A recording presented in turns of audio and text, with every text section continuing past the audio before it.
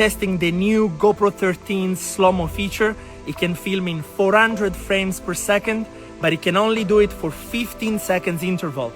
So what that means is that I only have 15 seconds to send the drone inside the waterfall and come back. Let's do it.